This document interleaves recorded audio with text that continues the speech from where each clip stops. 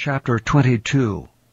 And Jesus answered and spake unto them again by parables, and said, The kingdom of heaven is like unto a certain king, which made a marriage for his son, and sent forth his servants to call them that were bidden to the wedding, and they would not come. Again he sent forth other servants, saying, Tell them which are bidden, Behold, I have prepared my dinner. My oxen and my fatlings are killed, and all things are ready. Come unto the marriage. But they made light of it, and went their ways, one to his farm, another to his merchandise. And the remnant took his servants, and entreated them spitefully, and slew them.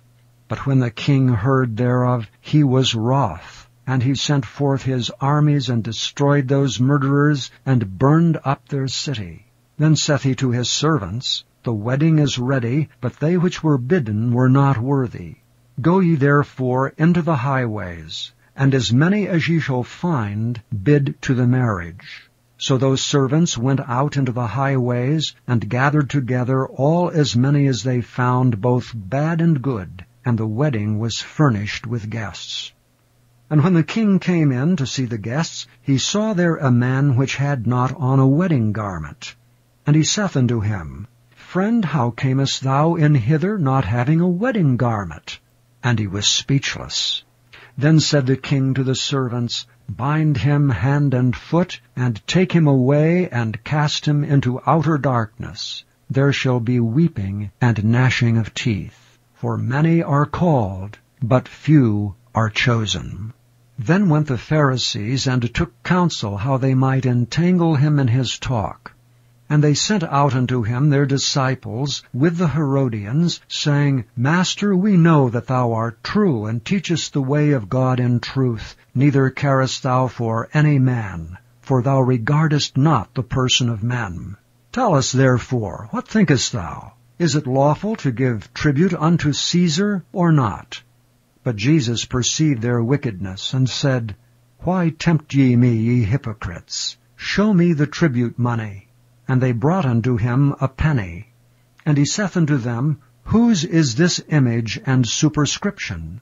They say unto him, Caesar's. Then saith he unto them, Render therefore unto Caesar the things which are Caesar's, and unto God the things that are God's. When they heard these words, they marveled, and left him, and went their way. The same day came to him the Sadducees, which say that there is no resurrection, and asked him, saying, Master, Moses said, If a man die, having no children, his brother shall marry his wife, and raise up seed unto his brother. Now there were with us 7 brethren, and the first, when he had married a wife, deceased, and having no issue, left his wife unto his brother. Likewise the second also, and the third unto the 7th. And last of all the woman died also. Therefore in the resurrection, whose wife shall she be of the 7? For they all had her. Jesus answered and said unto them, Ye do err, not knowing the Scriptures nor the power of God.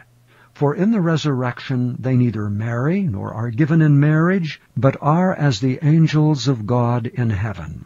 But as touching the resurrection of the dead, have ye not read that which was spoken unto you by God, saying, I am the God of Abraham, and the God of Isaac, and the God of Jacob? God is not the God of the dead, but of the living. And when the multitude heard this, they were astonished at his doctrine. But when the Pharisees had heard that he had put the Sadducees to silence, they were gathered together. Then one of them, which was a lawyer, asked him a question, tempting him, and saying, Master, which is the great commandment in the law? Jesus said unto him, Thou shalt love the Lord thy God with all thy heart, and with all thy soul, and with all thy mind. This is the first and great commandment. And the second is like unto it, Thou shalt love thy neighbor as thyself. On these 2 commandments hang all the law and the prophets. While the Pharisees were gathered together, Jesus asked them, saying, What think ye of Christ? Whose son is he? They say unto him, The son of David. He saith unto them, How then doth David in spirit call him Lord, saying, The Lord said unto my Lord, Sit thou on my right hand, till I make thine enemies thy footstool? If David then call him Lord, how is he his son? And no man was able to answer him a word, neither durst any man from that day forth ask him any more questions.